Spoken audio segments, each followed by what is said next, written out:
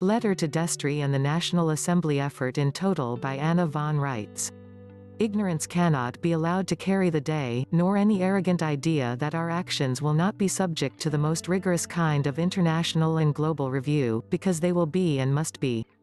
All jurors of all state jural assemblies must declare their political status as exclusively that of state citizens, because our states do not allow any form of dual citizenship. Period. This means that each and every State Jural Assembly Juror must expatriate from any presumed federal, territorial, or municipal United States citizenship.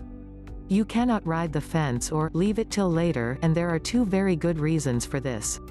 1. As long as people don't formally and explicitly renounce federal, territorial, and municipal citizenships and embrace their natural birthright state citizenship, those same foreign governmental entities can hold them to be in insurrection against their foreign government and arrest them. This is the scenario that so many people fear and which they try to avoid by pussyfooting around about their political status, which is precisely what they cannot do, if they wish to avoid being harassed and arrested and mischaracterized in the same way that the Bundys and Lavoy Finicum and the Colorado Nine have been. So, either declare your only citizenship to be state citizenship, or get out of the position of being an administrator organizing a foreign government from the federal perspective, ours. You will be doing yourself a big favor as well as everyone else involved. We do not need another big spectacle of patriots being harassed because they are stupidly trespassing against federal entities, or acting in insurrection against governments that they don't owe allegiance to in the first place.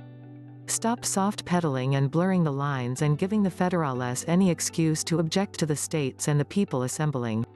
2. In order to conduct business for the states and the people of this country, no member of the State Jural Assembly may be acting in conflict of interest, which is evidenced by trying to maintain any dual citizenship obligations.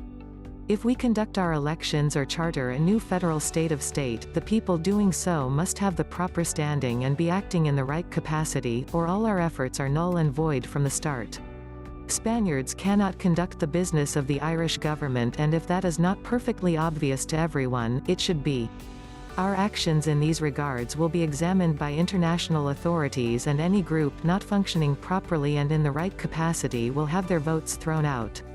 That is, the elections of our State Jural Assembly will be tainted by including votes from others who are still acting as persons. The validity of the entire effort can be destroyed by just a handful of people acting in bad faith or ignorance and failing to declare their sole citizenship as state citizens. The onus and responsibility for checking everyone's expatriation and keeping proper records is on the State Jural Assembly organizers.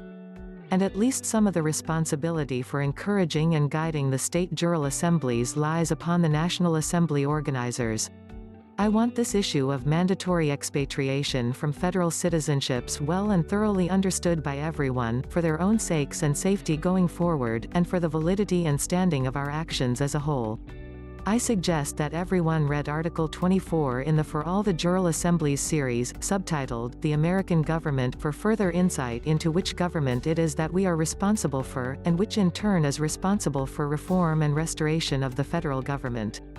Please hit subscribe, like, share, embed, and get ready for many more Anna von Reitz videos.